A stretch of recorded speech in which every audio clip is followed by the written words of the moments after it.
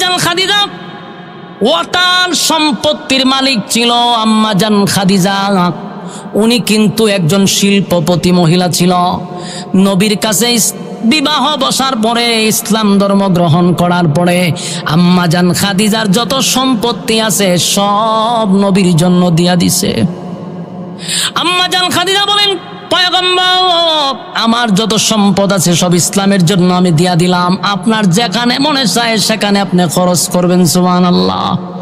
আমার যুবক ভাইরা, আল্লাহ রাব্বুল আলামিন তার বন্ধুরে খুশি করার জন্য এইভাবে একে একে সব কথাগুলি তুলে ধরলেন। ওয়াজাদাকা আইলান ফাগনা, আপনি গরীব ছিলেন, আপনাকে আমি ধনী বানাইছি। এরপর আল্লাহ বলেন, ফাআম্মাল ইয়াতীমা ফালা তাকহার। এখানে আরেকটা কথা হলো, আল্লাহ বলেন বন্ধু আপনি এতিম ছিলেন, তাই এতিমের প্রতি আপনি কঠোর হইয়েন না। এটা শুধু নবীকে বলে নাই, কিয়ামত পর্যন্ত সমস্ত উম্মতি মুহাম্মদীকে উদ্দেশ্য করে আল্লাহ বলেন, এতিম যারা আছে রে তাদের উপরে কঠোর হওয়া যাবে না, তাদের উপরে বিরক্ত হওয়া যাবে না, তাদের হক নষ্ট করা যাবে না, তাদের সম্পত্তি মাইরা খাওয়া যাবে না, এতিমদের প্রতি কঠোর হওয়া যাবে না। আজকে কোটি কোটি কোটি কোটি টাকার মালিক, ঢাকা শহরে বাড়ির অভাব নাই, টাকা পয়সার অভাব নাই, বাড়ির পাশে এতিমরা না খাইয়া ঘুমায়, বাড়ির মালিকের খবর নাই। আল্লাহ বলে, বান্দা শুন, টাকা দিয়া পরীক্ষা করি, কাউরে গরিব বানায় পরীক্ষা করি রে, কাউরে টাকা বাড়ি গাড়ি দিয়া পরীক্ষা করি। একদিন আমার কাছে আসতে হবে, হিসাব আমার কাছে দিতে হবে। আমি তোরে 10 তলা বিল্ডিং এ বসাইয়া কুরমা পোলাও খাওয়াইলাম, আর নিচের তালায় এতিম বাচ্চারা না খাইয়া ঘুমায়, একটা বার তুই খবর নিলি না। এ বান্দা শুন, যতই নামের আগে তুই হাজি লাগাস, বান্দারে আমার কাছে তোর কোনো দাম নাই। জান্না রাখিস, কিয়ামতের ময়দানে আমি আল্লাহর সামনে পাই পাই করে হিসাব দিতে হবে। হিসাব না দিয়ে সামনে আগানোর কোনো সিস্টেম নাই। কত মাদ্রাসা আছে দেখবেন, এতিমখানা আছে, মা নাই বাবা নাই, দেখার মতো বাচ্চাটারে কেউ নাই। এরকম মাঝে মধ্যে অনেক এতিম আমার মাদ্রাসায় ঢুকছে। আমি গত কিছুদিন আগে পরীক্ষার ছুটি দিছি, কিন্তু হঠাৎ করে দেখি 2 জন বইয়ের হিসেবে বাড়ির যায় না। কি জানে তোরা বাড়ির গেলে না কা? এখন দেখি মুসামুসি করে, বেশি যখন জিগেছি বাড়ির যাও না করে এখন খাইন্দা দিছে, দি চোখ দিয়ে পানি পরে। এখন আমার আশ্চর্য লাগে, খান্দোস কা কে মারছে? হুজুরে দমকাইছে না টেকা নাই, ক দিয়া দিক খানতেছে। পরে আবির হুজুর, এক হুজুর যাইব গো, মা নাই বাপ নাই, চা একটা দিয়া গেছিন, আর ভর্তির পর আর আইছে না, আয়া দেখছেও না, তখন যাইতো গো টেকাও নাই পড়। এরকম অসংখ্য এতিম, এতিমখানা মাদ্রাসা আছে, মাঝে মধ্যে যাবেন, তাদের সাথে একবেলা বসে খাইবেন।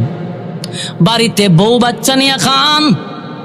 বহু মাদ্রাসায় আছে রে এতিম বাচ্চা আছে, মাও নাই বাবাও নাই, বছরের পর বছর ওই বাচ্চাগুলি মা বাবার সঙ্গে বৈশা খাইল না। মা বাবার সঙ্গে বৈশা খাওয়ার আনন্দ তাদের কপালে নাই। তাই টাকাওয়ালা ভাই, নিজের সন্তানগুলি আছে, আপনার সন্তান যদি এতিম হয়ে যেত কেমনটা লাগতো।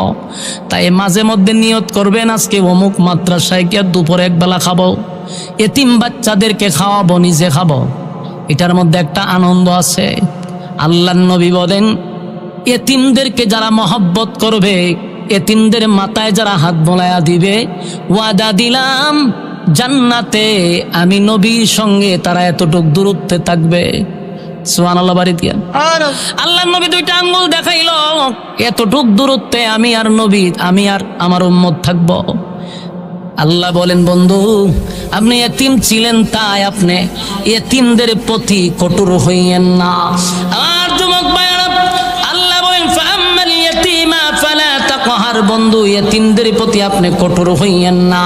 ওয়া আম্মাস সাইলা ফালা তানহার, আর যারা চাই আছে, ও দরিদ্র আছে, মিসকিন আছে, কেউ যদি আপনার কাছে চায় তাদের সঙ্গে কঠোর আচরণ করবেন না। তুস্তাস করবেন না, ধাক্কা দিবেন না। অনেক সময় দেখবেন রাস্তাঘাটে ভিক্ষুক দাঁড়ায়। এখন তো নকল ভিক্ষুকের অভাব নাই, হ্যাঁ, ব্যবসায়ী ভিক্ষুক আছে। এই ব্যবসায়ী ভিক্ষুকদের কারণে অরিজিনাল ভিক্ষুক চিনাটা বড় কঠিন। অরিজিনাল অনেক ভিক্ষুক আছে। মাঝে মধ্যে আমি রাস্তা দিয়ে যাই আর দেখি অনেক ভিক্ষুকের হাত নাই, পা নাই। এরকম ভিক্ষুক দেখছেন নি? বাড়ি এটা ওই মাথার সামনে তো রাখে, আর ভাবো নাই আতনে নুফের রয়েছে।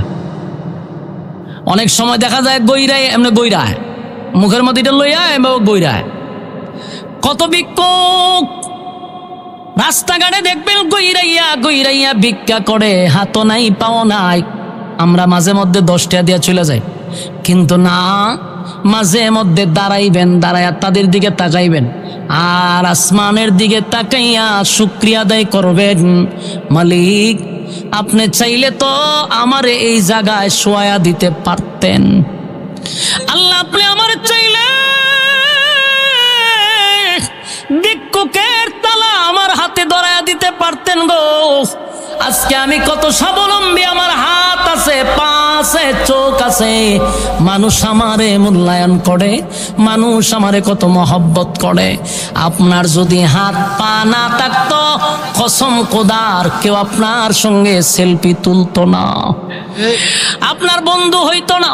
কোনো ভিক্ষুক হাত নাই, পা নাই, তার বন্ধু নাই রে, তার কোনো বন্ধু নাই। তার আত্মীয় স্বজন থাকলেও তারে পরিচয় দেয় না, তারে দেখলে এড়ায়া চলার চেষ্টা করে, কারণ তার হাত নাই, পা নাই, তার সঙ্গে কেউ সেলফি তুলে না। আল্লাহর কাছে শুকরিয়া আদায় করেন, মালিক আমার 2টা পা আছে, 2টা হাত আছে, মানুষ আমারে কত সম্মান দেয়। বিয়ে করতে পারলাম, শ্বশুর বাড়ি আছে, আত্মীয় স্বজন আছে, যদি হাত পা না থাকতো কে আমার কাছে বিবাহ দিত? আমার কিভাবে শ্বশুর বাড়ি হতো?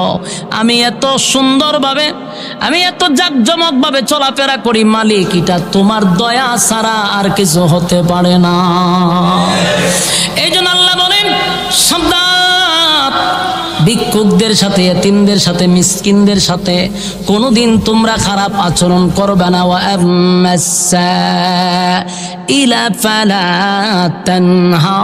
সাবধান, কঠোর ভাবে তাদের সঙ্গে কথা বলা যাবে না। এরপর আল্লাহ বলেন, وَأَمَّا بِنِعْمَةِ رَبِّكَ فَحَدِّثْ। আল্লাহ বলেন, বন্ধু আপনার রব আপনার যেই নিয়ামতটা দিছে, সেই নিয়ামতের শুকরিয়া আদায় করেন। নিয়ামত যে দিছে এটা মানুষের কাছে প্রকাশ করেন। আপনি আমারে যদি আল্লাহ সুস্থ রাখে, শুকরিয়া আদায় করবো কার? এটা একটা নিয়ামত। আপনি মাসে মাসে টাকা কামান, আপনার বাড়ি আছে, গাড়ি আছে, এটা কোনো দোষের কিছু না। একটা মানুষের যদি প্রশস্ত বাড়ি থাকে, গাড়ি থাকে, বউ থাকে, তার থেকে ভাগ্যবান আর কেউ হতে পারে না। শেষ দুনিয়ার সবচেয়ে সুখী মানুষ যদি আল্লাহর গোলামি করে। বাড়ি যদি 20টা থাকে ঢাকা শহরে, আর যদি আল্লাহর ইবাদত বন্দেগি করে, তাহলে কি দোষের কিছু?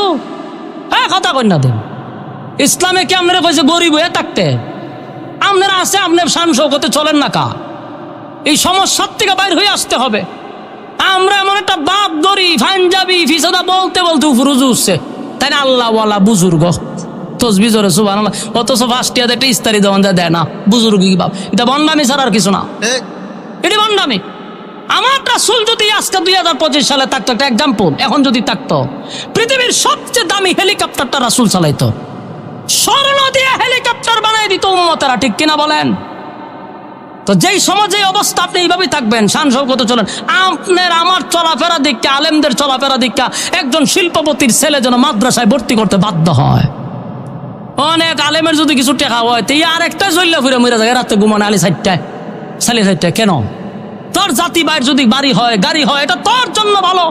আমার দেখতে আরেকজন শিল্পপতির ছেলে মাদ্রাসায় ভর্তি করবে, আমার চলাফেরা থাকতে হবে শান শৌকতে। কথা এখন ঠিক নেই, এখান থেকে বাইরে হয়ে আসতে হবে। এই জন্য আল্লাহ বলে, আপনাকে যেই নিয়ামত দিছি সেটার শুকরিয়া আদায় করেন। যদি আপনার ডাকাতে বাড়ি থাকে, আপনি শুকরিয়া আদায় করেন। আল্লাহ বাড়িওয়ালা বানাইছেন, আমার অধীনে কত মানুষ বারাটিয়া থাকে। আপনি চাইলে আমারে বারাটিয়া বানাইতে পারতেন, তারে মালিক বানাইতে পারতেন। এই জায়গায় আপনি আমারে সম্মান দিছেন, ইজ্জত দিছেন, মালিক আল্লাহর কুদরতি পায়ে সেজদায় পড়ে আপনার শুকরিয়া আদায় করা দরকার। আমার যুবক ভাইয়েরা, প্রত্যেকটা নিয়ামতের জন্য শুকরিয়া আদায় করা দরকার। যাদের চক্ষু নাই, আমরা আজকে আসমান দেখি, জমিন দেখি, সূর্য দেখি, চন্দ্র দেখি, মা দেখি, বাবা দেখি, আত্মীয় স্বজন দেখি, যারা জন্ম অন্ধ পৃথিবীতে আসলো রে, কিন্তু পৃথিবীর সৌন্দর্য তারা দেখতে পারল না, এমনকি আপন মা বাবারেও তারা দেখতে পারে নাই। তাই আমরা আল্লাহর কাছে বেশি বেশি করে শুকরিয়া আদায় করব। রাজি আছি?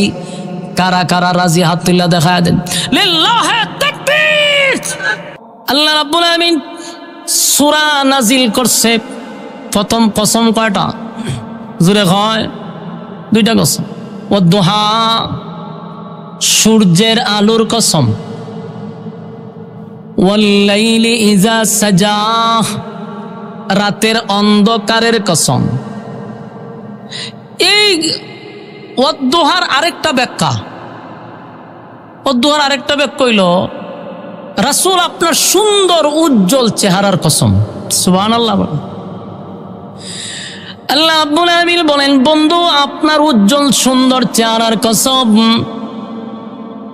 ওয়াদ-দুহার একটা ব্যাখ্যা হলো সূর্যের আলোর কসম, আরেকটা হলো নবী আপনার সুন্দর উজ্জ্বল চেহারার কসম। ওয়াল-লাইলি ইযা সাজা, এটার আরেকটা ব্যাখ্যা আছে, রাতের অন্ধকারের কসম। আবার নবীর কালো চুলের কসম। সুবহানাল্লাহ। আমার নবীর সুন্দর চেহারারও কসম করছে, আবার নবীর সুন্দর চুলের কসম করছে। সুবহানাল্লাহ। চুল কত সুন্দর হইলে আল্লাহ নিজে চুলের কসম করে। এখন আপনারা এই যে কথাগুলি শুনবেন, আমি একটু আপনাদেরকে বলি, যেহেতু সময় শেষ, যতক্ষণই কথা বলবো আমরা একটু মনোযোগ দিয়ে শুনলে আপনি নিজে বুঝতে পারবেন যে প্রতিটা আয়াত যেন নবীরে খুশি করবার লাগি নাজিল করছে। প্রতিটা আয়াতে শুধু নবীর প্রশংসা। ওয়াদ-দুহা ওয়াল-লাইলি ইযা সাজা, দিনের আলোর কসম, রাতের অন্ধকারের কসম। মা ওয়াদ্দাআকা রাব্বুকা ওয়া মা ক্বালা, দুইটা কসম করছে এ রব্বি কারীম, দুইটা কসম করে আল্লাহ বলেন, বন্ধু মা ওয়াদ্দাআকা রাব্বুকা ওয়া মা ক্বালা, আপনার রব আপনাকে ভুলে নাই, আপনার প্রতি অসন্তুষ্ট হয় নাই। কসম করে বলছে, মা ওয়াদ্দাআকা রাব্বুকা ওয়া মা ক্বালা, আপনার বন্ধু আপনার প্রতি বিরক্ত হয় নাই, অসন্তুষ্ট হয় নাই, আপনার প্রতি খুশি। ওয়ালাল আখিরাতু খায়রুল লাকা মিনাল উলা, আল্লাহ বলেন ওয়ালাল আখিরাতু খায়রুল লাকা মিনাল উলা, দুনিয়াতে আপনাকে আমি যা দিলাম, যা দিছি, এর থেকে কোটি কোটি কোটি গুণ বেশি পরকালে আপনার জন্য বরাদ্দ রাখছি। আমার যুবক ভাইরা, মুরব্বী বাবারা, প্রতিটা আয়াত যেন আমার নবীর আল্লাহ খুশি করছে রে। আল্লাহ কয় আপনাকে দুনিয়ায় যা দিছি গো, কোটি কোটি গুণ বেশি বরাদ্দ রাখছি পরকালে। এই দুনিয়া কিছুই না আমার যুবক ভাইরা, দুনিয়ার মালিক যিনি, আসমান জমিন সূর্য চন্দ্র গ্রহ নক্ষত্র পাহাড় পর্বত সাগর নদী নালা খাল বিল কীট পতঙ্গ, যা দেখি না, এই পৃথিবীর মালিক যিনি, সে আল্লাহ বলতেছে দুনিয়া কিছুই নয় গো, আমি আল্লাহ দুনিয়ার থেকে বেশি নিয়ামত পরকালে রাখছি।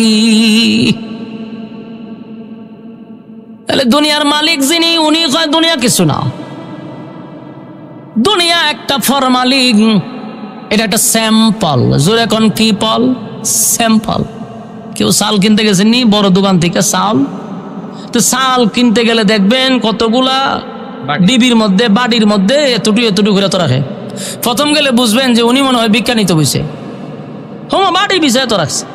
তো গেলে পরে বলে চাল নিতাম, ইসলাম ভাই আপনি এটা কিতা লইয়া বুঝছেন? বলে চাউল আছে, হয়তো আপনি যে সামনে এত টুকলে বলেছেন ঘটনা কিতা, তখন মালিকে কয় তোর কত মন দরকার, কত টন দরকার খালি ক। এটা হলো স্যাম্পল। বলুন কি স্যাম্পল? এখানে দেখো তোমার কোনটা ভালো লাগে। স্যাম্পল এখানে দেখতে অর্ডার দিবা, পিছন থেকে টন বাহির হবে। বাস্তব নেই, স্যাম্পল। আল্লাহ কয় জান্নাতের স্যাম্পল হইল দুনিয়া।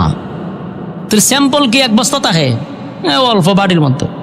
তো জান্নাতের নিয়ামতের তুলনায় দুনিয়াটা ওই সামান্য একটা স্যাম্পল। আল্লাহ কয় দুনিয়া একটা স্যাম্পল, গোডাউন হলো পরকালে। দুনিয়া কিছুই না, স্যাম্পল দিয়া পাঠাইছি। দুনিয়াতে আমরা যা বুক করি সব স্যাম্পল, বাড়ি গাড়ি নারী সব স্যাম্পল। যেমন আমরা বিবাহ করছি, বউ আছে না সবার? সবার তো নাই, যারার বউ আছে এই বউটা একটা স্যাম্পল। বউ একটা আমার কথা কই না করে, একটু জোরে কই। আপনারা মাতলে আমার কথা কইতে সুবিধা হইব। বউ আসুনি আপনারা? তো বউ স্যাম্পল। বলুন বউ কি? এইটা একটা স্যাম্পল। স্যাম্পল কেন? দুনিয়া আল্লাহ একটা বউ দিছে, ঠাডা পড়ছে বাংলাদেশও জন্ম নিছি, এর চেয়ে বেশি করতে পারতেন না। বাংলাদেশও একটার বেশি দুইটা হরণ যায় না, করলে সমাজের মানুষ আপনারা সিসি দেয়। আবার ফ্রেম করতে পারবেন, অসুবিধা নেই। 8টা 10টা 15টা ফ্রেম করলে এটা কোনো অসুবিধা নাই, এটা এনজয়। এনজয় এক বয়সী তো পোলা মানে করে। আর বিয়া যদি আপনি 2টা করেন, হালাই লুচ্চা, এর চরিত্র ভালো না। চিন্তা করছেন? হালাল জিনিসটারে কয় কয় হে লুচ্চা, আর হারামটারে কয় এনজয়। ওই বসবাস করেন রে ভাই বাংলাদেশ। আল্লাহ কয় দুনিয়াতে দিছি স্যাম্পল। দুনিয়ার বউ যে আমরা নিয়ে সংসার করি, এটা স্যাম্পল। এটারে দেখলে বুঝবেন এর থেকে কোটি গুণ আল্লাহ বউ রাখছে জান্নাতে। দুনিয়ার সৌন্দর্য এটা স্যাম্পল। দুনিয়ার বউ আর জান্নাতের বউর মধ্যে বেশ কম আছে না নাই? দুনিয়ার বউ যত ভালো হোক আর ফিরের বউ হোক, রগ একটা তেরা, রগ একটা তেরা থাকে। এর যতই বুঝান যত ভালো, আজকে দেখবেন রগ তেরা হয়ে গেছে গা। যদিও ঝগড়া না করে, বালা বইলে তো ঝগড়া টগড়া করে না, কিন্তু জিনিসপত্র লড়াচড়া করে। যেমন টাসটুস টাসটুস শব্দ করতেছে, বুঝবেন যে রগ তেরা হয়ে গেছে গা, লক্ষণ খারাপ। দেখবেন গ্লাস ভেঙে গেছে গা, জগ ভেঙে গেছে, টেবিল টুবিল লড়াই লিখতেছে। এটা হলো ভদ্র বউয়ের কারবার। হন যদি উশৃঙ্খল বউ হইতে কিতা অবস্থা হয় চিন্তা করেন, ভয়ানক অবস্থা। জান্নাতের ভিতর আল্লাহ বউ দিবে, রুচি ফাল্টাইয়া দিব। রুচি ফাল্টাই বুঝেননি? এখন এটা ভালো লাগছে না, ঠিক আছে থাকবো, আর একটা ভালো লাগছে, এটা লইবেন আপনি, কোনো অসুবিধা নাই। সুবহানাল্লাহ। এটা জায়েজ আছে। তখন সর্বনিম্ন জান্নাতীর বউ দিব কমপক্ষে 72টা। হ্যাঁ সুবহানাল্লাহ জুড়াইছে, কমপক্ষে 72টা দিব।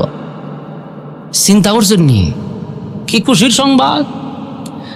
আল্লাহ কয় দুনিয়ায় যে বউ দিছি না স্যাম্পল, জান্নাতের ভিতরে যে বউ দিব এই বউগুলা কোনোদিন রগ তেরা হবে না, জিনিসপত্র লড়তো না, জিনিসপত্র ভাঙতো না। আল্লাহ কয় এক একটা বউয়ের দিকে তাকাইয়া এক একজনের 40 দিন চলে যাবে, সে কইতে পারতো না। চিন্তা করছেন বিষয় কতদিন? এমনি যে চাইব এত সর্বনাশের চোখের পলক পড়ে না। এত সুন্দর, এত সুন্দর। একটা হুর যদি, একটা বউ যদি খালি দুনিয়াত হাত বাড়াইতো, সূর্যের আলো জাগাত বন্ধ হয়ে যেত। কেমন সুন্দর! দুনিয়ার ভিতরে যা দিছে সব স্যাম্পল। আল্লাহ কয় ওয়ালাল আখিরাতু খায়রুল লাকা মিনাল উলা। দুনিয়ার স্যাম্পল যা দিছি কোটি কোটি গুণ বেশি আমি পরকালে বরাদ্দ রাখছি। দুনিয়াতে যাদের বাড়ি আছে ঢাকা শহরে 8 তালা 10 তালা 20 তালা, এটাও স্যাম্পল। আল্লাহ কয় জান্নাতের ভিতরে এক একজনে বাড়ি দিবে এই পৃথিবীর 10টা পৃথিবীর সমান রাজত্ব। সুবহানাল্লাহ। এই পৃথিবীর 10টা পৃথিবীর সমান এক একটা জান্নাত হবে। সুবহানাল্লাহ। ই ওয়াজ আগে করলে সুশীল সমাজরা হইতে কিতা কয় হুজুরে, কয় কিতা, এটা হাসা হয়নি। এখন যখন গবেষণা করছে দেখে যেই পরিমাণ জায়গা আছে 10 টাকারে এই পৃথিবীর 1000 সমান দিলেও জায়গা পুরাবে না। বিজ্ঞান বিশ্বাস করে এখন, কথা বুঝতেছেন? তা আল্লাহ বলেন সর্বনিম্ন 10টা পৃথিবীর সমান জান্নাত দিবে, বউ দিবে, গাড়ি দিব, বাড়ি দিব, নারী দিব, কোনো জিনিসের অভাব নাই। সুবহানাল্লাহ। তবে দুনিয়া হলো স্যাম্পল। আল্লাহ বলেন ওয়াদাল আখিরাতু খায়রুল লাকা মিনাল উলা। বন্ধু, আপনাকে আমি যা দিছি কোটি কোটি গুণ আপনার জন্য পরকালে আমি বরাদ্দ রাখছি গো নবী। এই কথা বলতেছিল। এরপর আল্লাহ বলেন ওয়ালাসাউফা ইউতিকা রাব্বুকা ফাতারদা। আমার যুবক ভাইরা, আয়াতের দিকে যদি লক্ষ্য করি বোঝা যায় এই সূরাটাই নাজিল হয়েছে যেন আল্লাহ নবীর খুশি করবার লাগা। আল্লাহ কয় ওয়ালাসাউফা ইউতিকা রাব্বুকা ফাতারদা। বন্ধু, আপনারে আমি অচিরেই খুশি করব, অচিরেই এমন খুশি করব গো নবী, যত দিব আপনি খালি খুশি হবেন। দিতেই থাকবো, দিতেই থাকবো, দিতেই থাকবো, খুশি না হওয়া পর্যন্ত বন্ধ করব না। তাফসীর কারকরা বলেন এর দুইটা ব্যাখ্যা হইতে পারে। একটা হয়তো মক্কা বিজয়, আর একটা হলো মেরাজের রজনী। আরো অনেক কথা বলছে আল্লাহ তাআলা, আরো খুশি করবেন যে বলছে, এটার একটা কারণ হইতে পারে ও চিরি খুশি করবে, তার মানে মক্কা বিজয়। অথবা ওই যে আল্লাহ 7 আসমানে ইনভাইট করছে, দাওয়াত দিয়ে নিছে না 7 আসমানও, এটার শস্য সংবাদ হয়তো বা নবীরে বুঝাইছে। আরেকটা কারণ হতে পারে কিয়ামতের কঠিন ময়দানে বন্ধুকে খুশি করার জন্য আল্লাহ বলবে বন্ধু আজকে আপনাকে আমি শুধু খুশি করব। বলুন আপনি কেমনে খুশি হবেন, কি দিলে খুশি হবেন? আল্লাহর হাবিব তখন বলবে মালিক আমি ততক্ষণ না পর্যন্ত খুশি হব না যতক্ষণ আমার উম্মত সব জান্নাতে যাবে না। আমার নবীর কত মায়া। আর একটা গুনাহগার উম্মত যদি জাহান্নামে থাকে গো, আমি নবী খুশি হব না। আপনি আমার উম্মত গুলাকে জান্নাতে দেন, আমি নবী খুশি হব। আল্লাহ তখন বলবে বন্ধু অর্ডার দিলাম, আপনার যারে খুশি তারে লইয়া আপনি জান্নাতে যান। সুবহানাল্লাহ। দিয়া দিব সুপারিশের অধিকার, তার আপনি সুপারিশ করে লইয়া যান গা। আমার হাবিবকে আল্লাহ এত পাওয়ার দিচ্ছে বন্ধুরে খুশি করার জন্য। আল্লাহ বলেন আপনার যারে খুশি তারে লইয়া জান্নাতে যান, কোনো বাধা নাই, সুপারিশের অর্ডার দিয়া দিলাম। অথচ আদম নবীর থেকে নিয়া ঈসা রূহুল্লাহ পর্যন্ত জান্নাতের গেটের সামনে দাঁড়ায়া থাকবে রে, জান্নাতের দারোয়ান গেট খুলবে না যতক্ষণ না পর্যন্ত আমার নবীর জান্নাতের গেটের সামনে না পৌঁছবে, ততক্ষণ গেটই খুলবে না। কত পাওয়ার! সুবহানাল্লাহ। একটা খুশি আর একটা হলো মেরাজের রজনীতে বন্ধুরে ইনভাইট করে 7 আসমান টপকাইয়া সিদরাতুল মুনতাহা টপকাইয়া আরশে আজিমে নিয়ে গেছে। সুবহানাল্লাহ। জান্নাত জাহান্নাম ভ্রমণ করাইছে, এটা একটা খুশি। আর একটা খুশি হলো পরবর্তীতে আমার আল্লাহ মক্কা বিজয় দিছে। সুবহানাল্লাহ। ইন্না ফাতাহনা লাকা ফাতহাম মুবিনা। বন্ধুরে খুশি করছে, নিশ্চয় আমি আপনাকে বিজয় দান করলাম, এটা হইতে পারে এটার একটা ইঙ্গিত। এজন্য ওয়ালাসাউফা ইউতিকা রাব্বুকা ফাতারদা। এরপর আল্লাহ বলেন আলাম ইয়াজিদকা ইয়াতীমান ফাআওয়া। আমার যুবক ভাইরা কথাগুলি একটু মনোযোগ দিয়ে শুনেন। এর আগের আয়াত বলছে ওয়ালাসাউফা ইউতিকা রাব্বুকা ফাতারদা আলাম ইয়াজিদকা ইয়াতীমান ফাআওয়া। এই আয়াত থেকে আল্লাহ কি বোঝাইতেছে? এখন যতগুলো আয়াত এগুলো অতীতের কথা, অতীতের কথা রাসূলকে শুনাইয়া আল্লাহ বুঝাইতেছে বন্ধু তখনও আপনাকে ভুলি নাই, আর এখন বলবো কেমনে? আপনি ইতিম ছিলেন, আপনি তো ইতিম ছিলেন, আমি আল্লাহ আপনাকে আশ্রয় দিছি। আপনি যে বলেন আপনারা আমি ভুলে গেছি, আপনারা কি আমি আশ্রয় দেই নাই? দেখবেন কোনো বন্ধুর সাথে যদি কোনো বন্ধুর ঘনিষ্ঠ সম্পর্ক হঠাৎ করে মাঝখানে একটু গ্যাপ হয়ে যাগা, মাঝে মধ্যে একটু গ্যাপ হয় না, অথবা অভিমান হয়, ঝগড়া হইলে তখন এক বন্ধু আরেক বন্ধুরে কয়, দেখ তুই যে সময় শিবু মার্কেটে দোকান দিছিলি, তোর হাতে টাকা আসিস না, আমি তোরে 50,000 টাকা দিয়ে কিন্তু সাহায্য করছিলাম। বন্ধু তুই কিন্তু এরকম বিপদে পড়ছিলি, আমি তোরে উন্ডার দিয়ে ধরে লই আসলাম। তুই হসপিটালে গেছিলি, কেউ যায় না, আমি গেছিলাম। এগুলা কেন বলে? বইলা বন্ধুরে বুঝাইতেছে আমি তোর প্রিয় লোক, বিপদের সময় আমি তোর কাজে আসলাম। কথা কই না দি? বন্ধুর রাগ ভাঙাইতেছে। আল্লাহ রাব্বুল আলামিন বলেন, আলাম ইয়াজিদকা ইয়াতীমান ফাআওয়া, আপনি ইতিম ছিলেন, আমি আপনাকে আশ্রয় দিছি। আমার নবী ছিলেন সমস্ত ইতিমের সর্দার। পৃথিবীতে যত ইতিম আছে রে, সমস্ত ইতিমদের মধ্যে আমার নবী হলো ইতিমের সর্দার। এতিমের সবচেয়ে বেশি দুঃখ আমার নবীর থেকে কেউ বুঝে না। তাই আল্লাহ বুঝাইতেছে, বন্ধু ইতিম ছিলেন, আলাম ইয়াজিদকা ইয়াতীমান ফাআওয়া, ইতিম ছিলেন, আমি কি আপনাকে আশ্রয় দেই না? অতীতের কথা তুলতেছে। এরপর আল্লাহ বলেন, ওয়াজাদাকা দাল্লান ফাহাদা, আল্লাহ বলেন বন্ধু আপনি তো পথহারা অবস্থায় ছিলেন। এটার ব্যাখ্যা হলো, মানুষ যখন এতিম হয়, কোনো ছেলে যখন এতিম হয়, গার্জেন থাকে না। কোনো বাচ্চা যদি এতিম হয় রে, মাও নাই, বাবাও নাই, আত্মীয় স্বজন কেউ নাই, এই ছেলেটার গার্জিয়ান নাই, তখন ছেলেটা কিন্তু লেখাপড়া করে না, টুকায় হয়। কথা হয় না? কি হয়?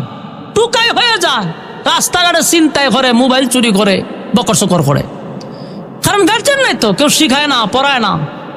আল্লাহ হয় আপনি এতিম ছিলেন, আপনি তো এতিম অবস্থায় গার্জেন ছিল না, কেউ ছিল না, আপনি ইচ্ছা করলে তো পথ হারা হইতে পারতেন। আমি আল্লাহ আপনারে ফিরায় রাখছি, আমি আপনার পথ দেখাইয়া দিচ্ছি, পথ হারা হইতে আপনাকে দেই নাই। সুবহানাল্লাহ। আল্লাহ বন্ধুরিতে বুঝাইতেছে, ওয়াজাদাকা আইলান ফাআগনা, বলেন বন্ধু আপনি নিঃস্ব ছিলেন, গরিব ছিলেন। আল্লাহ কি কয়? আপনি গরিব ছিলেন, কিন্তু আমি আল্লাহ আপনাকে ধনী বানায়া দিছি। বলুন নবী কি শুধু খালি গরিবই ছিল না, ধনীও ছিল? ওই কথা কই না দি? সারাটা জীবন শুধু আমরা ওয়াজ শুনছি, নবী গরিব ছিল, নবীর পেটে পাথর ছিল। এই ওয়াজ শোনায়া কানো ধইরা ওয়াজও টান মারে, মানুষ চিত্তে পড়ে থাকে। ভাইটা সত্য কথা, নবী গরিব ছিল, পেটে পাথর ছিল। তো এইখানের ওয়াজ কি শেষ না পরের পৃষ্ঠা আছে? আপনাকে আমি ধনী বানাইছি, তাহলে ধনী কথাটাও বলা দরকার, নাইলে ইসলামটারে আপনারা একেবারে 12টা বাজায় দিচ্ছেন। সুশীলরা মনে করে ইসলাম মানেই হলো ফকির মিসকিন। আজকে শিল্পপতির ছেলে মাদ্রাসায় ভর্তি করতে চায় না, হয় মাদ্রাসা হুজুররা খাইতো পায় না, কত কষ্ট করে চলে, গরিব মিসকিন এতিম, এরকম নজরে আমরা দেখে। আর এর জন্য দায়ী হলাম আমরা হুজুররা দায়ী। খান হারা জীবন খানদিরা নবীর ভেড়ো ভাত, নবীর ভেড়ো ভাত। তো এই ওয়াজই খালি শুনতো মানছে, পরে যে নবী দেশের প্রেসিডেন্ট হইছে এই কথা কস না কেড়ে? নবী যে দেশ পরিচালনা করছে সেই কথা বলস না কেন? এই কাঠমৌলবী গুলা শুধু নবীর ভেড়ো ভাত্তর হইয়া বইরাত রাখছে, আর সমস্ত নাস্তিক গুলা এই ওয়াজ পাইয়া হয় দেখছো নি নবী গরিব আছেন, আর হুজুররা ইস্তারি দিয়ে কাপড় পড়ে, হুজুররা গাড়ি দিয়া চড়ে। এরারে এমন ভাবে ব্রেইন ওয়াশ করছে, শুনাইছে ইসলাম করি, হে ওই ওয়াশ করে নবীর ভেড়ো ভাত্তর, আবার গিয়া রান সাবায় ইচ্ছা মতে রাখো, দেশি মুরগুক লাগবো, আর মোর মুরুখ সাবাই তারি না, আমার দাঁতও দোষ, জিব্বার দোষ, আমি সবসময় দেশি মুরুখ খাই। তো তুই না ওয়াশ করে নবীর ভেড়ো ভাত্তরতে মুরুখ কাজ কেমনে? চিন্তা করছেন নি? এই মানুষগুলারে ইসলাম থেকে কতটুক দূরে সরাই রাখছে আপনারা বুঝতেছেন? আজকে 2025 সালে আইসা যখন কোনো আলেম রাজনীতি করতে যায়, তখন ওই সমস্ত সুশীলরা কয় হুজুররা রাজনীতি পাইছে বউ, হুজুররা থাকবো মসজিদ, হুজুররা থাকবো মাদ্রাসা, টিফিন বাড়ি দিয়া গরম ভাত না দিমু, হুজুরে মাদ্রাসাত বইয়া খাইব, আমরার বাপ মরবো, হুজুরে জানাজাত নিমু, সেখানে গিয়া হুজুরে মিলাদ পড়াইব 50 টাকা দিমু। হুজুরের হাম তুই ডাক, হুজুর কেন রাজনীতি করতো? এই যে ব্রেন ওয়াশ করে রাখছে, এর একটা অপরাধী হইলাম আমরার মতো কিছু মৌলবীরা। কারণ এই সমস্ত জাহেল গুলার এই ওয়াজ শুনাইছে তো, এই জাহেল গুলা জানে না যখন আমাদেরকে বলে রাজনীতি পাইছো কই, আমরা তো বুক ফুলিয়ে বলি আমরা রাজনীতি শিখছি স্বয়ং রাসূলুল্লাহর কাছ থেকে, রাজনীতি শিখছি রাসূলের কাছ থেকে। আমরা প্রশ্ন করার দরকার ছিল তোরা রাজনীতি পাইছ কই? আমাদের রাজনীতি পাইছিটার এভিডেন্স আছে, ডকুমেন্টস আছে যে আমরা অমুকের কাছ থেকে রাসূলের কাছ থেকে রাজনীতি শিখছি। তোরা কইতে শিখলি? এখন এরা সর্বোচ্চ কইতে পারবো যে আমরা ফেরাউনের থেকে শিখছি, আনালে হামাইনার থেকে শিখছি, আবু জাহিলের থেকে শিখছি, আনালে আপনারা কইব না কি আমারে বলেন? এই জন্য দেখবেন এদের কাজ কাম চলা ফেরা কিছু আবু জাহেল মার্কা, আর আমরা রাজনীতি পাইছি গৌ। হযরত উমরের আঙ্গুলের ইশারায় অর্ধ পৃথিবী পরিচালিত হইছে, অর্ধ পৃথিবী। রাজনীতি বলে পাইছি কৌ। আর সমস্যা হয়েছে তো আমরা, আর আমি তো সব কথা কইয়া লাই, এর লেগে সব হুজুররা আমারে বেশি বালা পায় না, কয় বেশি ফাঁকনামি করে, বেশি কইয়া লাই আল্লাহ মারা শুদ্ধ কইয়া লাই। আল্লাহ মারার আমি এটা বুঝাইতাম চাই যে এখন যে একটা অবস্থা, আমরা এখন খালি আঙ্গুল তুললে কয় আমরা পাইছি কই রাজনীতি, কদিন পরে কইবা আমরা রাজনীতি করার অধিকারও নেই বাংলাদেশ, কইয়া লইব তো। এই জন্য আমাদের এখন উচিত সমস্ত টুফিওয়ালা একটা প্ল্যাটফর্মে আসা। সব টুফিওয়ালা যদি এক না হইতে পারি, আবার আয়নাগর রেডি করব, যেটি বাংছে এটি আবার গ্লাস মাস ফিটিং করবো, রেডি করতেছে যে হুজুর বেশি দিন বাকি নাই। সব টুফিওয়ালা যদি এক না হইতে পারি, আবার সেই আয়নাগর, আবার সেই জঙ্গি নাটক নাটক সাজাইব। হুদুদি দেখবেন বন্ধুগুলি আতকাশি ফাঁসা বাদা ঘুরতে মারতেছি মারতেছে জঙ্গি মারতেছে জঙ্গি, এটা অভিনয় নাটক। স্কুলের মধ্যে পর্যন্ত এগুলো শিখায়, বাচ্চারা দিছে পড়াই তো, এরারে দাড়ি লাগায়, আলগা দাড়ি লাগায়, টুপি মাথার দিয়ে এটা জঙ্গি বানায়। আপনি আমার বাচ্চাদেরকে স্কুলে কি শিখাইতেছে একটু বোঝার চেষ্টা করেন, দিয়া দেন তো ব্যারিস্টার বানাইবার লেগে স্কুলও পরে এটি নাস্তিক হয়, নাস্তিক হইয়া শেষে বৃদ্ধাশ্রমে আপনার এনে দিয়াইব, লাভ হবে না। বাংলাদেশের টেকনাফ থেকে তেতুলিয়া একটা আলেমের মা বাপ যদি আপনি বৃদ্ধাশ্রমে দেখাইতে পারেন, আর জীবনে মারে ওয়াজ করব না। কিন্তু আমি আপনাকে চ্যালেঞ্জ করে বলতে পারবো, বহু ডাক্তারের মা বাপ ওই বৃদ্ধাশ্রমে, বহু ইঞ্জিনিয়ারের বৃদ্ধাশ্রমে, অ্যাডভোকেটের বৃদ্ধাশ্রমে মা বাপ নিয়ে তুই আয়। কোন আলেম 5,000 হোক 10,000 টাকার হোক ইমামতি করুক আর মাদ্রাসাত পড়াক, যাওই খায়, মা বাপ নিয়ে খায়। আর তোরা বোতল খাস, বউ আর জামাই মিল্লা মা বাপ রে দিয়াস নিয়ে আসে বৃদ্ধাশ্রমে। যেমনটা শিখছে এমনটা মা বাপে আশায় দিছিল বড় ব্যারিস্টার হইয়া আমেরিকা লয়ে যাবো, এখন বৃদ্ধাশ্রমে বন্দি করে তুইছে। আজকে আমার মাদ্রাসা গতকালকে এক রাত্রে এক মুরব্বী মহিলা মাদ্রাসা ঢুকছে, তা আমি জুম্মা পড়াই তুমি গেছি মাদ্রাসা, তখন উস্তাদ হুজুর ঘটনা তো করছে। আমি কিতা কয়, এক মহিলা কইতে গাইছে মাদ্রাসার মধ্যে। আমি কেটে কিতা কহ পরে গিয়া দিয়ে একবারে বৃদ্ধ। এই মহিলারা জিগাই সব কথা কইতে পারে না, জিগাইলাম বাড়ি কই তাও কইতে পারে না, বহু কষ্ট করে এর পরে জিগাইলাম বাড়ি ব্রাহ্মণবাড়িয়া। এখন আমার এখানে আইলো কেমনি এত দূর? দেখলাম যে তার সন্তানগুলির নামও বলতে রাজি না, এতটা কষ্ট তার ভিতরে। হয় কোন সন্তানে সাইরা দিয়ে পড়ছে, ফালাই তুই গেছে গা, অহরহর করতেছে এরকম ঘটনা। এর একটা মাত্র কারণ দিনী শিক্ষা না পাওয়ার কারণ। দিনের শিক্ষা যার ভিতরে নাই সে তো মানুষ নয়, একটা সময় অমানুষ হয়ে যায়। এজন্য স্কুলে পড়ান, কলেজে পড়ান, ভার্সিটিতে পড়ান, কোনো অসুবিধা নাই। প্রাথমিক ইসলামিক শিক্ষা আপনার সন্তানকে দিতে হবে, নাহলে শান্তি পাইতেন না। এখন দেখেন ঘটনাটা কি হয়েছে। আমাদের সমস্ত উলামায়ে কেরাম যদি, টুফিওয়ালা যদি সব এক হয়ে যায়, আমার তো মনে হয় না বাংলাদেশে এর থেকে বড় দল আর আছে। সবচেয়ে বেশি দল হইল টুফিওয়ালা। কিন্তু আপনি তাকায়া দেখেন 100 জন হইলে পরে একটা ব্যানার লয়ে হার হয়, আমার একটা দল, আমি সভাপতি। সিফাই সাফা দিয়ে খালি দল আর দল ফাঁস হয়ে গেলাম, ওই চাল লাগতো না, আয়ো নাম দিয়ে দিছে আমি অমুক দল ইসলামিক, আমি সভাপতি। হমাতিদি বাবু দল কর্তা যোগ ঘটনা গীতা জাগায় জাগায় আর পাড় হইয়া জাগা। উচিত ছিল সব বাদ দিয়ে এক দল। ওইতেন দল হয় হেড টুফি উষা, আমার দলের সাথে মিলে না, এর সাথে আমার হইতো না। তো হেড টুফি সুকা, এর সাথে আমার মিলবে না। হেড টুফি নেশা, এর সাথে আমার মিলবে না। ওরে বাইরে ইসলামের স্বার্থে তুই টুফি উষা নেশা যদি তালাশ করস তো ঐক্য হইবে কোন সময়? চিন্তা করছেন? এগুলো আমাদেরকে করাইতেছে, কোটি কোটি টাকা ব্যয় করতেছে মৌলবীদের মধ্যে ফাটল সৃষ্টি করার লেগে সকৌশলে। কিন্তু আমরা কয়েকটা সিটের জন্য দালালি শুরু করে দিছি। এই দালালের গোষ্ঠী দালালগুলি এখন পর্যন্ত আমাদেরকে এক হইতে দিল না। কয়েকটা সিটের জন্য গাদ্দারি করতেছে জাতির সাথে। আরে ভাই আকীদার গোষ্ঠী কিলান আপনি? সে তো কোরআন মানতেছে, আল্লাহ মানতেছে, রাসূল মানতেছে। আকীদার জায়গার তাক ইসলামের স্বার্থে সব এক হতে হবে ইনশাআল্লাহ। আমাদের মধ্যে কোনো ভেদাভেদ থাকবে না। একজন বুকে হাত বাঁধে তারে বাঁধতে দেন, হ্যাঁ বান্ধব, অসুবিধা নাই। একজন টুপি 5 হাত লম্বা লাগাইছে, রে পড়তে দেন, অসুবিধা কি?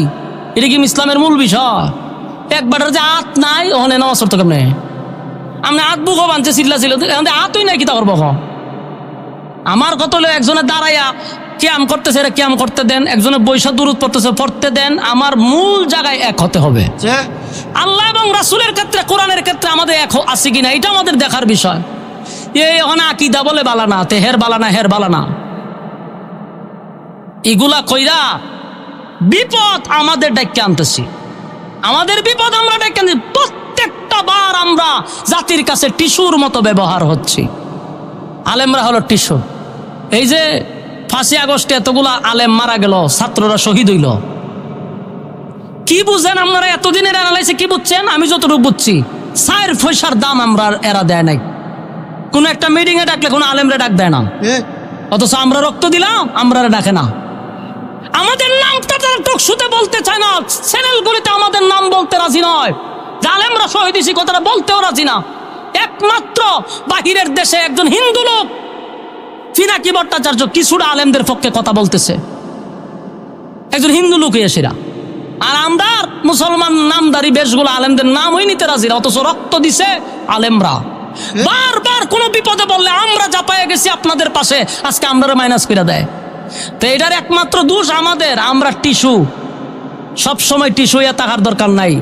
যদি কাঁধে কাঁধ মিলাই, কসম খোদার এই বেদ ভাঙ্গার সাহস কারো নাই, এই বাদ ভাঙ্গার সাহস কারো নাই। রাজি আছি তো ইনশাআল্লাহ? আল্লাহ বলেন ওয়াজাদাকা আইলান ফাআগনা, আপনি ধনী গরিব ছিলেন, আমি আপনাকে ধনী বানাইছি। এখান থেকে বোঝা গেল শুধু গরিব নয়, নবীর আল্লাহ ধনীও বানাইছে। আম্মা জান খাদিজা ওয়াটাল সম্পত্তির মালিক ছিল। আম্মা জান খাদিজা উনি কিন্তু একজন শিল্পপতি মহিলা ছিল। নবীর কাছে বিবাহ বসার পরে, ইসলাম ধর্ম গ্রহণ করার পরে আম্মা জান খাদিজার যত সম্পত্তি আছে সব নবীর জন্য দিয়া দিছে। আম্মা জান খাদিজা বলেন, পয়গম্বর আমার যত সম্পদ আছে সব ইসলামের জন্য আমি দিয়া দিলাম, আপনার যেখানে মনে চায় সেখানে আপনি খরচ করবেন। সুবহানাল্লাহ। আমার যুবক ভাইরা, আল্লাহ রাব্বুল আলামিন তার বন্ধুরে খুশি করার জন্য এইভাবে একে একে সব কথাগুলি তুলে ধরলেন। ওয়াজাদাকা আইলান ফাগনা, আপনি গরিব ছিলেন, আপনাকে আমি ধনী বানাইছি। এরপর আল্লাহ বলেন ফাআম্মাল ইয়াতীমা ফালা তাকহার, এখানে আরেকটা কথা হলো, আল্লাহ বলেন বন্ধু আপনি এতিম ছিলেন, তাই এতিমের প্রতি আপনি কঠোর হইয়েন না। এটা শুধু নবীকে বলে নাই, কিয়ামত পর্যন্ত সমস্ত উম্মতি মুহাম্মদীকে উদ্দেশ্য করে আল্লাহ বলেন এতিম যারা আছে রে, তাদের উপরে কঠোর হওয়া যাবে না, তাদের উপরে বিরক্ত হওয়া যাবে না, তাদের হক নষ্ট করা যাবে না, তাদের সম্পত্তি মাইরা খাওয়া যাবে না, এতিমদের প্রতি কঠোর হওয়া যাবে না। আজকে কোটি কোটি কোটি কোটি টাকার মালিক, ঢাকা শহরে বাড়ির অভাব নাই, টাকা পয়সার অভাব নাই, বাড়ির পাশে এতিমরা না খাইয়া ঘুমায়, বাড়ির মালিকের খবর নাই। আল্লাহ বলে বান্দা শুন,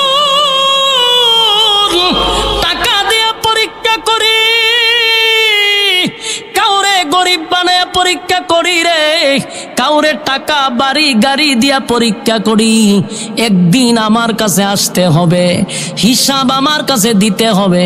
আমি তোরে 10 তলা বিল্ডিং এ বসাইয়া কুরমা পোলাও খাওয়াইলাম, আর নিচের তালায় এতিম বাচ্চারা না খাইয়া ঘুমায়, একটা বার তুই খবর নিলি না। এ বান্দা শুন, যতই নামের আগে তুই হাজি লাগাস, বান্দারে আমার কাছে তোর কোনো দাম নাই। জান্না রাখিস, কিয়ামতের ময়দানে আমি আল্লাহর সামনে পাই পাই করে হিসাব দিতে হবে। হিসাব না দিয়ে সামনে আগানোর কোনো সিস্টেম নাই। কত মাদ্রাসা আছে দেখবেন, এতিমখানা আছে, মা নাই বাবা নাই, দেখার মতো বাচ্চাটারে কেউ নাই। এরকম মাঝে মধ্যে অনেক এতিম আমার মাদ্রাসায় ঢুকছে। আমি গত কিছুদিন আগে পরীক্ষার ছুটি দিছি, কিন্তু হঠাৎ করে দেখি 2 জন বইয়ে রয়েছে, এরা বাড়ির যায় না। কি জানে তোরা বাড়ির গেলে না কা? এখন দেখি মুসামুসি করে, বেশি যখন জিজ্ঞেসি বাড়ির যাও না গেলে এখন খাইন্দা দিছে, এখন চোখ দিয়ে পানি পড়ে।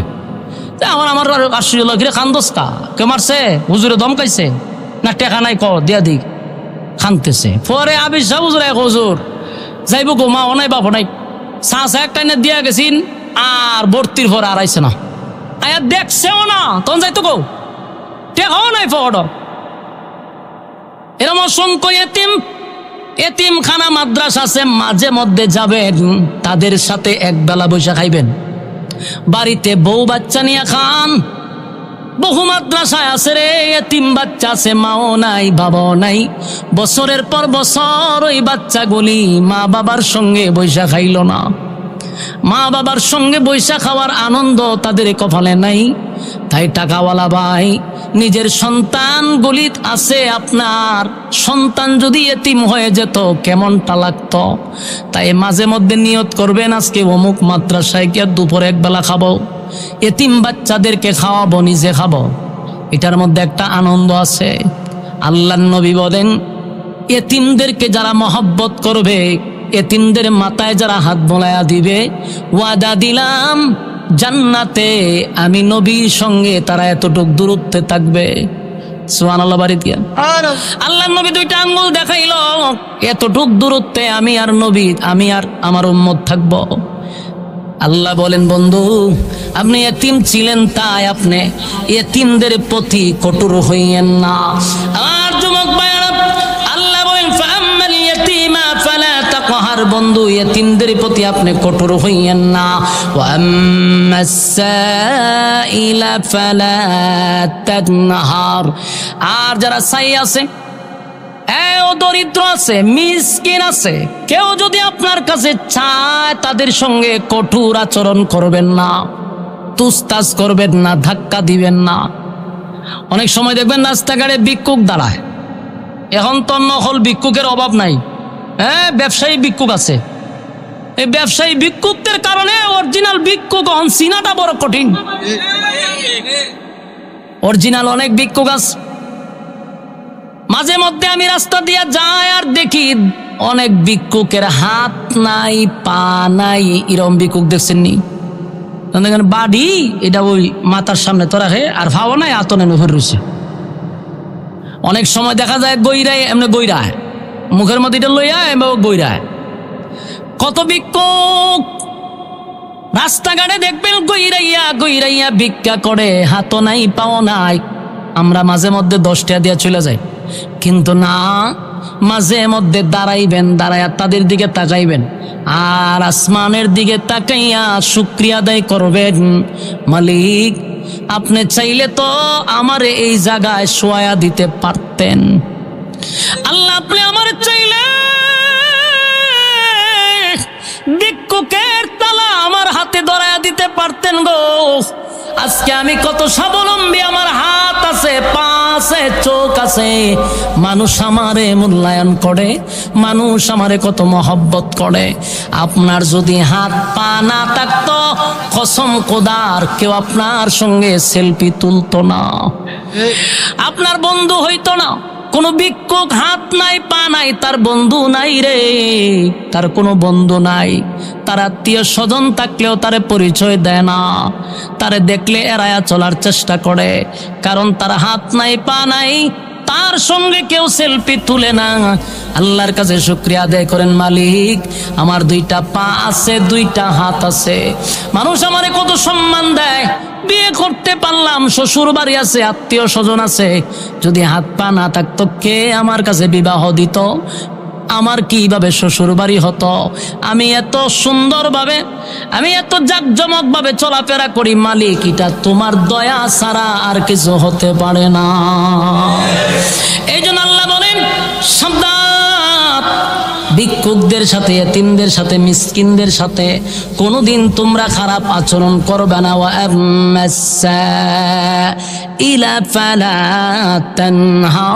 সাবধান, কঠোর ভাবে তাদের সঙ্গে কথা বলা যাবে না। এরপর আল্লাহ বলেন وَأَمَّا بِنِعْمَةِ رَبِّكَ فَحَدِّثْ। আল্লাহ বলেন বন্ধু, আপনার রব আপনার যেই নিয়ামতটা দিছে সেই নিয়ামতের শুকরিয়া আদায় করেন। নিয়ামত যে দিছে এটা মানুষের কাছে প্রকাশ করেন। আপনি আমারে যদি আল্লাহ সুস্থ রাখে, শুকরিয়া আদায় করবো কার? এটা একটা নিয়ামত। আপনি মাসে মাসে টাকা কামান, আপনার বাড়ি আছে, গাড়ি আছে, এটা কোনো দোষের কিছু না। একটা মানুষের যদি প্রশস্ত বাড়ি থাকে, গাড়ি থাকে, বউ থাকে, তার থেকে ভাগ্যবান আর কেউ হতে পারে না। শেষ দুনিয়ার সবচেয়ে সুখী মানুষ যদি আল্লাহর গোলামি করে। বাড়ি যদি 20টা থাকে ঢাকা শহরে, আর যদি আল্লাহর ইবাদত বন্দি করে, তাহলে কি দোষের কিছু? হ্যাঁ, কথা কই না দেন। ইসলামে কি আপনারা কইছে গরিব হয়ে থাকতে? আপনারা আছে, আপনার শান শৌকতে চলেন না কা? এই সমস্যার থেকে বাইর হয়ে আসতে হবে। আমরা এমন একটা বাপ ধরি, পাঞ্জাবি ফিসাদা বলতে বলতে উপর উজু উঠছে, তাই না? আল্লাহওয়ালা বুজুর্গ তসবি জোরে সুবহানাল্লাহ, অথচ ফার্স্টিয়াতে একটা ইস্তারি দেওয়ান যায় দেয় না। বুজুর্গ কি বাপ? এটা বন্ডামি ছাড়া আর কিছু না, এটা বন্ডামি। আমার রাসূল যদি আজকে 2025 সালে থাকতো, একটা এক্সাম্পল, এখন যদি থাকতো, পৃথিবীর সবচেয়ে দামি হেলিকপ্টারটা রাসূল চালাইতো, স্বর্ণ দিয়ে হেলিকপ্টার বানাই দিত উম্মতেরা, ঠিক কিনা বলেন? তো যেই সমাজে অবস্থা, আপনি এইভাবেই থাকবেন, শান শৌকতে চলেন। আপনার আমার চলাফেরা দীক্ষা, আলেমদের চলাফেরা দীক্ষা, একজন শিল্পপতির ছেলে যেন মাদ্রাসায় ভর্তি করতে বাধ্য হয়। অনেক আলেমের যদি কিছু টেকা হয়, তো আরেকটা চল্লা ফিরে মরে যায়, রাতে ঘুমানো আলি 4টায়, সালি 4টায়। কেন? তোর জাতি বাইর যদি বাড়ি হয়, গাড়ি হয়, এটা তোর জন্য ভালো। আমার দেখতে আরেকজন শিল্পপতির ছেলে মাদ্রাসায় ভর্তি করবে। আমার চলাফেরা থাকতে হবে শান শৌকতে। কথা কোন ঠিক নেই? এখান থেকে বাইরে হয়ে আসতে হবে। এই জন্য আল্লাহ বলে, আপনাকে যেই নিয়ামত দিছি সেটার শুকরিয়া আদায় করেন। যদি আপনার ডাকাতে বাড়ি থাকে, আপনি শুকরিয়া আদায় করেন। আল্লাহ বাড়িওয়ালা বানাইছেন, আমার অধীনে কত মানুষ বারাটিয়া থাকে। আপনি চাইলে আমারে বারাটিয়া বানাইতে পারতেন, তারে মালিক বানাইতে পারতেন। এই জায়গায় আপনি আমারে সম্মান দিছেন, ইজ্জত দিছেন মালিক। আল্লাহর কুদরতি পায়ে সেজদায় পড়ে আপনার শুকরিয়া আদায় করা দরকার। আমার যুবক ভাইয়েরা, প্রত্যেকটা নিয়ামতের জন্য শুকরিয়া আদায় করা দরকার। যাদের চক্ষু নাই, আমরা আজকে আসমান দেখি, জমিন দেখি, সূর্য দেখি, চন্দ্র দেখি, মা দেখি, বাবা দেখি, আত্মীয় স্বজন দেখি, যারা জন্ম অন্ধ পৃথিবীতে আসলো রে, কিন্তু পৃথিবীর সৌন্দর্য তারা দেখতে পারল না। এমনকি আপন মা বাবারেও তারা দেখতে পারে নাই। তাই আমরা আল্লাহর কাছে বেশি বেশি করে শুকরিয়া আদায় করব। রাজি আছি? কারা কারা রাজি? হাত তুলে দেখায় দেন। লিল্লাহি তাকবীর, নারে তাকবীর। রাজি আছেন তো ইনশাআল্লাহ? আর ইনশাআল্লাহ মাদ্রাসার প্রতি আমরা নেক নজর রাখবো। রাজি আছেন ইনশাআল্লাহ?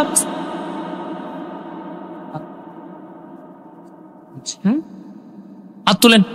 ভাই আতলামায়ের না, সাবধান করে দিলাম, হাত বের হয়ে যাবো কাপড়। বলেন আমরা মাদ্রাসার সাথে আছি, আলেম ওলামার সাথে আছি ইনশাআল্লাহ, কোরআনের পক্ষে আছি তো ইনশাআল্লাহ? সবাই রাজি আছেন? পরীক্ষা করতাম নি? বিসমিল্লাহ কর, ফকড়ে হাত ঢুকাই দেন, ফকড়ে হাত ঢুকাই দেন, ফকড়ে হাত ঢুকাই দেন, ঢুকাই দেন। যার ফকড়ে যা আছে বাড়া রাইকা সব দিয়া দিবেন। মাদ্রাসা না থাকলে ইসলাম থাকবে না। কথা বুঝতেছেন? দ্বীনি শিক্ষা না থাকলে মানুষ চতুষ্পদ জানোয়ার হয়ে যাবে। এই জন্য মাদ্রাসাগুলি, নবীর বাগানগুলি টিকায় রাখার দরকার আছে না নাই? হয় ফকড়ে হাত ঢুকান, ঢুকায়। মোনাজাতের আগে উঠতে পারবেন না। এর ভিতরে আমি আরেকটা কথা বলি, 30 জন মানুষ 1000 করে কে দিবেন? 30 জন লোক 1000 করে, বেশি না। আমরা সবাই মিললে আপনাদের জন্য দোয়া করবো, আল্লাহ তাআলা হাসরের মাঠে হাফেজদের সাথে আলেমদের সাথে দাঁড় করায়। বেশি না, 1,000 টাকা 30 জন 30,000 টাকা দিবেন, মোনাজাতের আগেই শেষ। গত বছর কিন্তু দিছিলেন।